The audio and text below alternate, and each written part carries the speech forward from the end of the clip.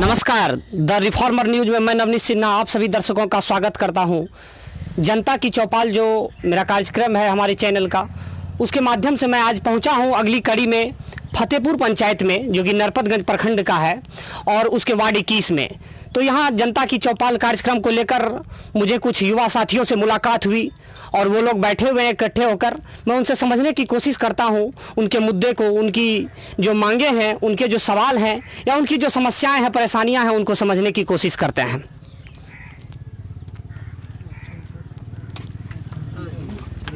जी, आपका शुभ नाम बताइए। संतोष यादव। संतोष यादव यहाँ के लोकल ग्रामीण हैं? जी। तो आप एक युवा हैं और युवा के तौर पर पिछले 5 साल का जो कार्यकाल रहा है, चूँकि मैं प्रखंड क्षेत्र से ही अभी चर्चा को लेता हूँ, 5 साल जो विधायक जी का कार्यकाल रहा है आरजेडी के अनिल यादव जी का, उनको आप किस तरह देखते हैं? उसका काम अगर हो तो इस मामले में रोड वगैरह तो ठीक ही है, लेकिन अगर उसका जनसंपर्क का बात करें तो बिल्कुल ये बिल्कुल नहीं है वो, ठीक है। उसका जो है ना जनसंपर्क बिल्कुल जो है नकारा जा सकता है। जी, आपने जनसंपर्क नकारने की बात की, लेकिन एक पहली आप बात जो आपने कही कि सड़कों को लेकर कि सड़कों की स्थिति अच्छी है। मैं अभी आ रहा था आपके यहाँ पंचायत में कार्यक्रम करने के लिए, तो सड़कों का बड़ा बुरा हाल मिला। कहीं कहीं पर मिट्टी दिए हुए थे और कहीं कहीं बोरा में जो है बालू लगा कर रखे हुए थे। आप उस पर क्या कहना चाहेंगे? आप तो कह रहे हैं सड़कों की स्थिति अच्छी है, लेकिन आप की गाँव के सड़कों की स्थिति बड़ी खराब है। नहीं, अगर 5 साल पहले से अगर इसकी तुलना हुई तो उसमें जो है ना थोड़ा बहुत बेहतर है उनसे स्थिति, चूँकि उससे पहले जनार्दन यादव थे, उसके बाद देवंती थी, तो वो लोग जो है ना बिल्कुल भी यहाँ पर जो है ये कुछ नहीं किए हैं। तो थोड़ा बहुत ये जो शिलान्यास की, इसके बाद जो है ना ये वाला रोड जो है ना इसका उद्घाटन हुई है, और ये रोड जो है ना अभी जो बनी हुई है जिससे आप आए हुए हैं, तो ये मेरे जो है गांव का रोड फिर भी ठीक है, बेहतर है, पहले से बेहतर है। पहले जो है इतना ये पानी में हम लोग यहाँ से जाते थे। यहाँ पर आपका पुलवा है बना हुआ, यहाँ ये नहीं थी, पुला वगैरह नहीं थी। और बाकी आपके गांव में बिजली की कैसी स्थिति रहती है? बिजली लगभग 16 आवर्स के लगभग रहती है यहाँ पे। तो यानी कुल मिलाकर बिजली की स्थिति आपके नज़रिए से भी सही है। और जो अगर हम उनके कामकाज को देखने का दृष्टिकोण से देखें, कई युवाओं के मन में एक जहन भी में एक सवाल भी होता है कि विधायक जी चूँकि अभी सड़कों का शिलान्यास कर रहे हैं, लेकिन समय पर उसका जो शिलापट तो लग जाती है, लेकिन समय पर सड़कें नहीं बन पाती है। इसको लेकर आप क्या कहना चाहेंगे? उम्मीद है हो जाएगी।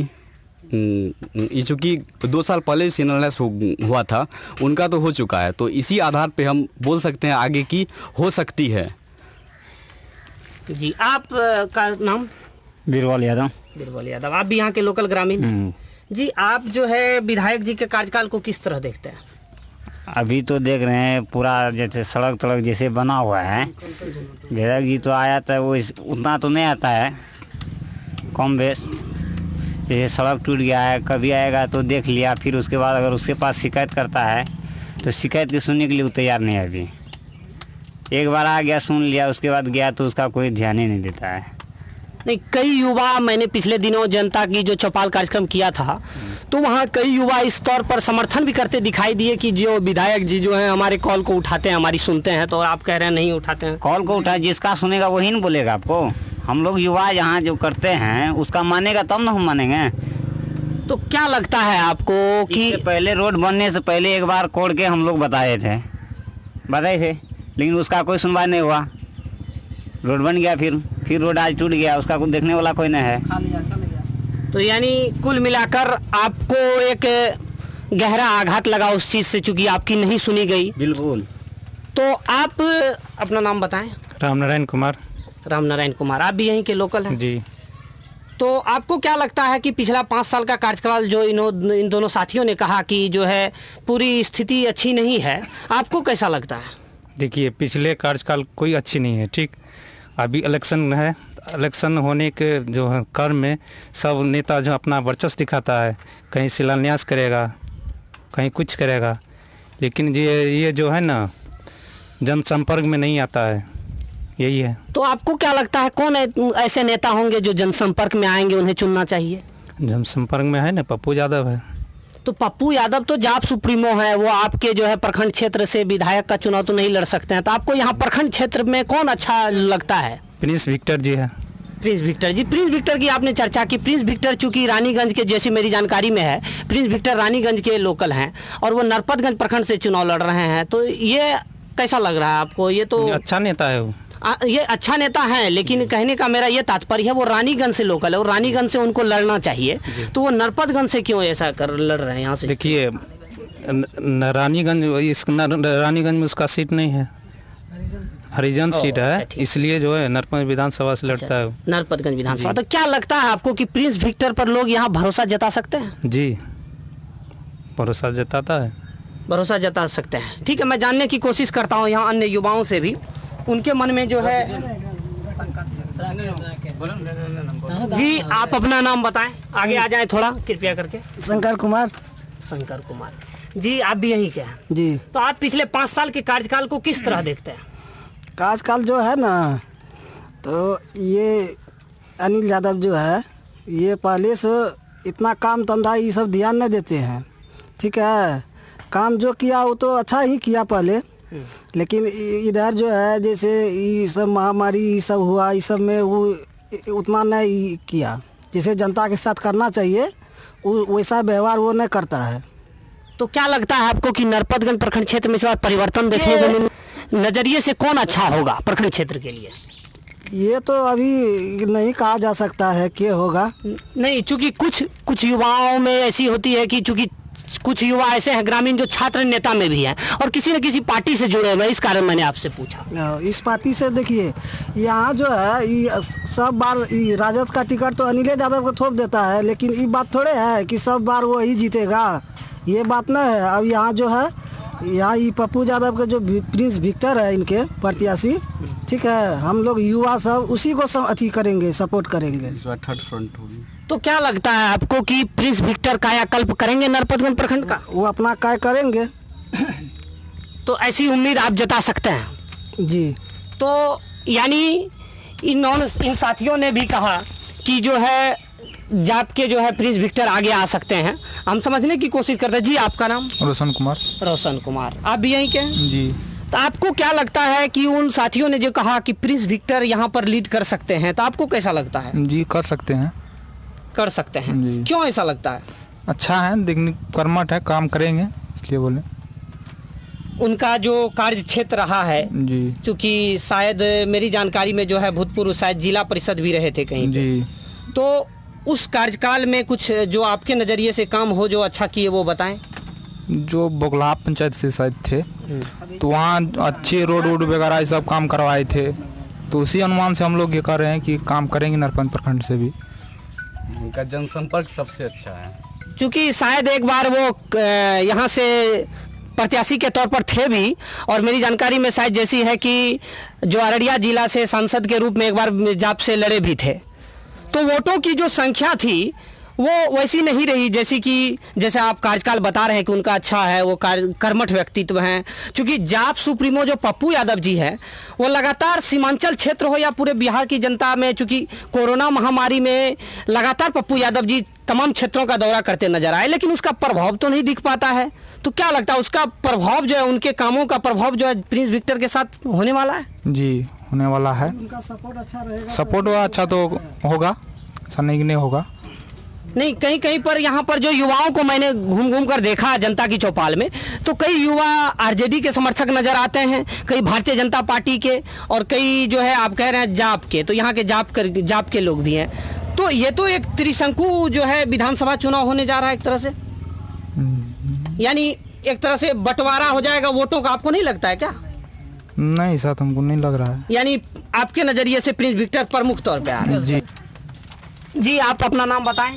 मेरा नाम मुकेश कुमार यादव। मुकेश कुमार जी, आप जो है विधानसभा क्षेत्र की स्थिति अभी कैसी है? क्योंकि आप एक गांव के हैं, यहाँ लोकल है, तो गांव की जो स्थिति है, जो विधायक जी का 5 साल का कार्यकाल रहा है, वो बताएं कैसा चल रहा है। क्योंकि वो रास्ता पेड़ा जितना टूटा हुआ है, एक भी काम पर वो ध्यान नहीं दे रहा है। यहाँ का कॉल भी नहीं सुनने के लिए चाहता है। वो जाता है मेन आदमी जो जिसके पास कुर्ता है, सड़ा आधी चिकन दरवाजा है, दुआ अथी है, उसी के पास जाता है वो। ये हम लोग गरीब दुखिया आदमी के पास वो नहीं आता है, उसका सुनने के लिए वो नहीं चाहता है, वो पर्सनल चाहता है। क्योंकि व्यक्तिगत तौर पे वो कहते हैं कि मैं जाता हूँ, जनता के बीच रहता हूँ, मैं जनता का नेता हूँ, और मुझे जो लोग वोट देते हैं वो ये भी कहते हैं, चूंकि इंटरव्यू मैंने लिया उनका, तो वो बताए कि मेरे को जो वोट देते हैं लोग, वो लोग अखबार नहीं पढ़ते हैं। तो इस बारे में आप क्या सोचते हैं? पेपर जो होता है, अखबार जो होता है, अखबार जो यहाँ लोग पढ़ा जाता है, जिसमें लोग खबरें पढ़ते हैं, वो कहते हैं वो नहीं पढ़ते हैं लोग, हमें वोट देते हैं, हमारे काम के अनुसार वोट देते हैं। तो क्या लगता है आपको, उनका वैसा काम रहा है कि इन बार वोट मिलने वाला है? नहीं, उसका काम कुछ नहीं रहा अभी। अब की बार उसको जो है ना, वोट यहाँ से नहीं मिलने वाला है, 21 नंबर वार्ड से। तो क्या लगता है आपको, किनको मिलने वाला है? तो पप्पू यादव। पप्पू यादव तो यहाँ खड़े नहीं हो रहे हैं। Prince Victor. प्रिंस विक्टर को मिलने वाला है। किस पार्टी से प्रिंस विक्टर बताएं? जन अधिकार पार्टी। जन अधिकार पार्टी। जी, जन अधिकार पार्टी का चुनाव चिन्ह क्या, आप बताएं? Hockey stick. कैंची बदल दिया गया। बदल हम जी, उनका जो है चुनाव चिन्ह बदल दिया गया है, कैंची छाप कर दिया गया है।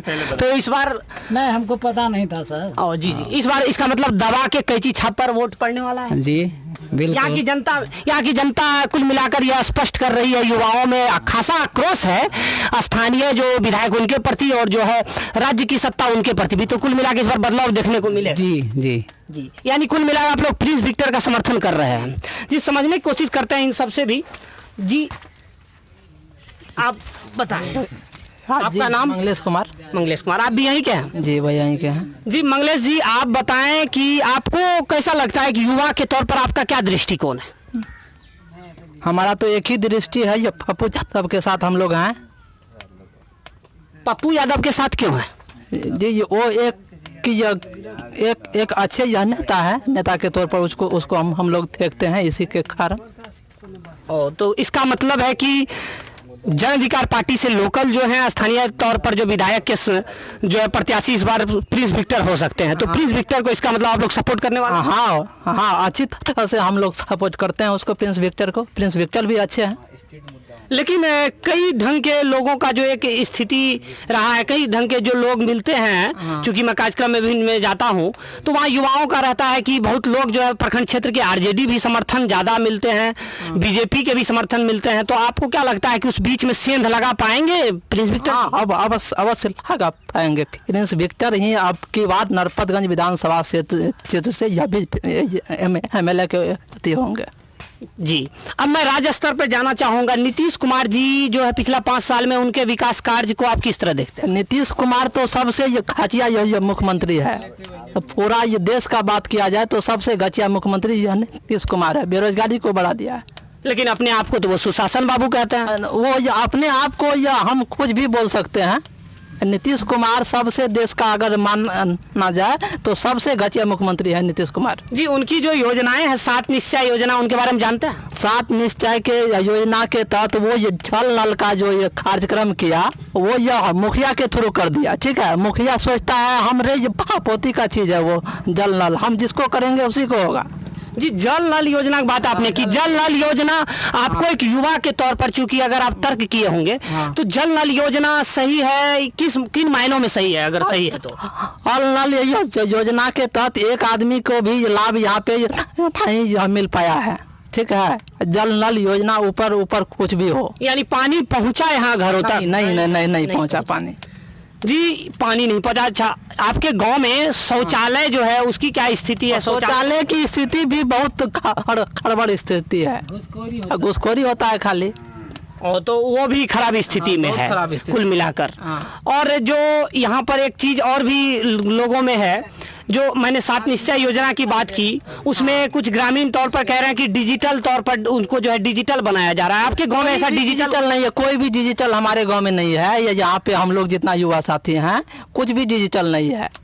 नहीं, लेकिन पेपर में फोकसबाजी होता है यहाँ पे, और कुछ नहीं होता। यानी जमीनी तौर पर कोई भी चीज नहीं देखने को मिल रहा है, जमीनी स्तर पे नहीं मिल रहा है लाभ। जी आप बताएं कि नरपतगंज, मैं चूंकि थोड़ा सा प्रखंड क्षेत्र पर जाना चाहूँगा, प्रखंड क्षेत्र में जो पीएससी है आपका, जो हेल्थ सेक्टर का जो अस्पताल है, उसमें कई खामियां देखने को मिलती है। आप ब्लॉक जाते हैं, वहाँ पर भी समस्याएं मैंने देखी है, उस पर आप क्या कहना चाहेंगे? उसमें क्या देखेंगे, वो एक महिला डॉक्टर